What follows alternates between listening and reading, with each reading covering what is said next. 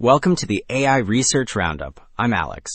Today, we are looking at a paper trending on X, published on August 20, 2025, just yesterday. The big hook is a diffusion-guided system that repairs artifact-ridden novel views from 3D Gaussian Splatting, and then lifts those fixes back into 3D for consistent rendering across new camera poses. The paper is titled GSFix3D, Diffusion-Guided Repair of Novel Views in Gaussian Splatting, and as we will see later, the results are really impressive. In short, the approach combines a scene-adapted latent diffusion model with dual mesh and Gaussian conditioning, random mask augmentation, and lightweight fine-tuning on consumer hardware. Building on that, the tweets praise a diffusion-guided pipeline that fuses mesh and 3D Gaussian outputs, removes artifacts, and inpaints holes in novel views, with strong engagement around 119 likes. Also, the author shared a GitHub repo. You'll find a concise README outlining GSFix3D and the GSFixer diffusion model, links to the paper, video, and project page, an MIT license, and a media folder with assets. It highlights goals, a TLDR, abstract and citation info, plus basic project status and activity. Alright, we are looking at the system overview figure, which shows how dual inputs drive the repair and how the fixes are distilled back into 3D. The left panels depict mesh and 3D Gaussian renders of the same novel view, which contain holes and floaters.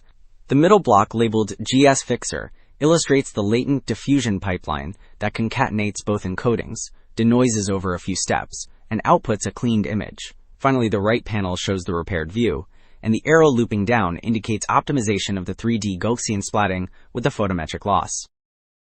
Now we are looking at the fine-tuning diagram, which shows how the training triplets flow through encoders into the denoiser. You can see mesh and 3D Gaussian renders on the left, with a random mask augmentation that simulates missing regions so the model learns inpainting.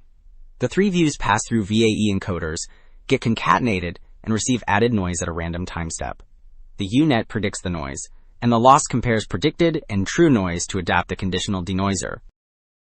Now we are looking at the comparison table, which reports PSNR, SSIM, and LPIPS across ScanNet++ and Replica, so we can see how the repair models stack up.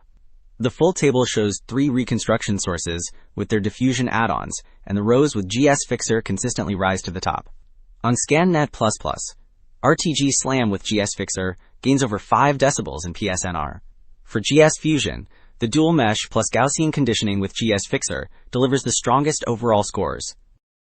Now we are looking at a grid of qualitative comparisons, which lines up methods across columns and datasets across rows, so you can judge visual differences side by side. The top block shows ScanNet++ scenes, and the bottom block shows Replica, each with ground truth, the raw 3D Gaussian input, 2 baselines, and the GSFixer output.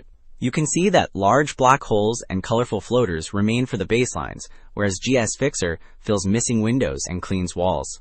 The consistent restorations stand out most in the RTG Slam rows, because the repaired textures look coherent without artifacts. Now we are looking at the comparison table, which summarizes results on ScanNet++ and Replica for 3 settings: the baseline GS Fusion with GSFixer, and GS Fusion with GSFix3D. You can see steady gains in PSNR and SSIM when the fixes are lifted into 3D, which aligns with the multi-view constraints. On ScanNet++, PSNR rises from 24.58 to 25.63. On Replica, the jump is larger, reaching 26.49, while LPIPS remains competitive.